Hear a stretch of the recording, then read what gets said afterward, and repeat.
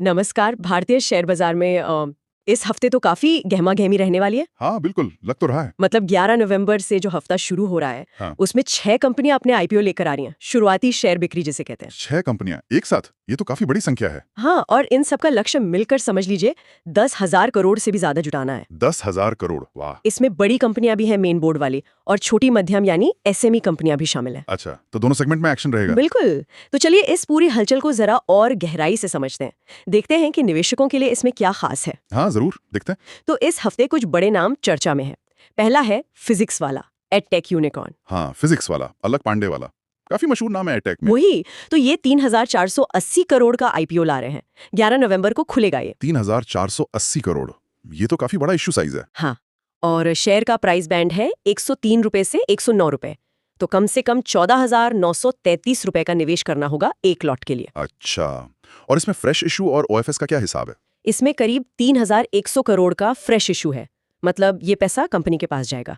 ठीक है, कंपनी की ग्रोथ के लिए। और बाकी 380 करोड़ का ऑफर फॉर सेल यानी ओएफएस है। इसमें मौजूदा निवेशक अपनी हिस्सेदारी बेच रहे हैं। अच्छा, तो करीब 10-11% ओएफएस है। हाँ, और अगर शेयर ऊपरी कीमत पर मतलब 109 रुपए पर बिकता है तो कंपनी का मार्केट कैप करीब 31,500 करोड़ होगा। 31,500 करोड़ की वैल्यूएशन।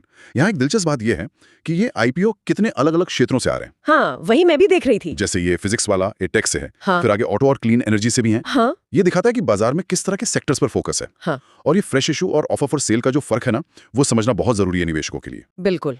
फ्रेश इशू वाला पैसा कंपनी के काम आता है ना, विस्तार वगैरह के लिए। हाँ बिल्कुल, वो कंपनी की बैलेंस शीट में जाता है।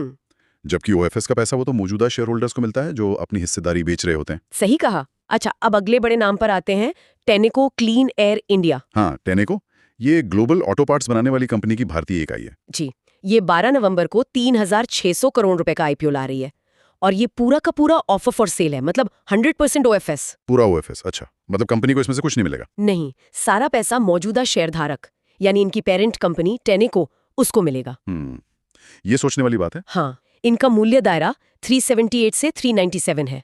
और ये कंपनी, जैसा नाम से पता चलता है, गाड़ियों से होने वाले प्रदूषण को कम करने वाले उपकरण जैसे एग्जॉस्ट सिस्टम वगैरह बनाती है। देखिए, टेनेको का पूरी तरह से ओएफएस लाना, ये एक संकेत हो सकता है। हो सकता है ग्लोबल पेरेंट कंपनी भारत में अपनी रणनीति कुछ बदल रही हो, या उन्हें लग रहा हो कि अभी बाजार में उन्हें अपनी हिस्सेदारी की अच्छी कीमत मिल रही है। हाँ, ये भी हो सकता है। मतलब निवेशकों को ये देखना होगा कि कंपनी में कोई नया निवेश नहीं आ रहा इस आईपीओ के जरिए, पैसा बाहर जा रहा है। सही कहा, ये ध्यान रखना जरूरी है। अच्छा, इसके साथ ही एक और बड़ा आईपीओ है एमवी फोटोवोल्टिक पावर का। ये सौर ऊर्जा के क्षेत्र से है। Solar energy. हाँ, ये भी काफी चर्चा में है आजकल। ये भी 11 नवंबर को ही खुल रहा है। साइज है 2,900 करोड़ रुपए का। लगभग 3,000 करोड़। अच्छा खासा साइज है ये भी। इसमें करीब 2,144 करोड़ का फ्रेश इशू है और 756 करोड़ का ओएफएस है। तो इसमें फ्रेश कंपोनेंट ज्यादा है। हाँ, ये बेहतर है, मतलब करीब 2/3 से ज्यादा पैसा कंपनी में जाएगा।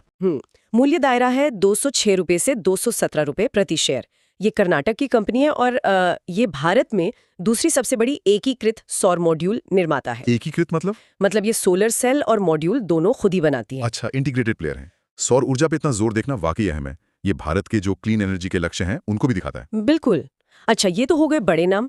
अब जरा छोटी और मध्यम आकार की कंपनियों मतलब एसएमई सेगमेंट पर भी नजर डाल लेते हैं। हाँ, एसएमई आईपीओ में भी काफी एक्शन रहता है आजकल। तो एक है वर्कमेट्स कोटू क्लाउड।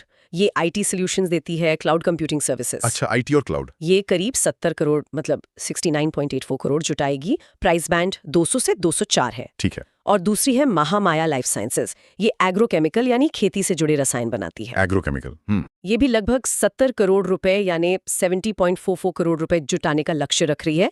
मूल्य 108 से 114 रुपए है और ये दोनों भी 11 नवंबर को ही खुल रहे हैं। तो 11 नवंबर को तो काफी भीड़ रहने वाली है आईपीओ मार्केट में। हाँ बिल्कुल, और इतना ही नहीं, सौर क्षेत्र से एक और कंपनी है फुजियामा पावर सिस्टम्स। एक और सोलर कंपनी। हाँ, इसका आईपीओ 13 नवंबर को खुलेगा।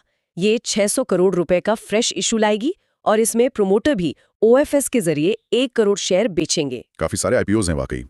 अच्छा, अगर हम इसे पूरी तस्वीर से जोड़कर देखें तो एक चीज और होती है ग्रे मार्केट प्रीमियम, जीएमपी।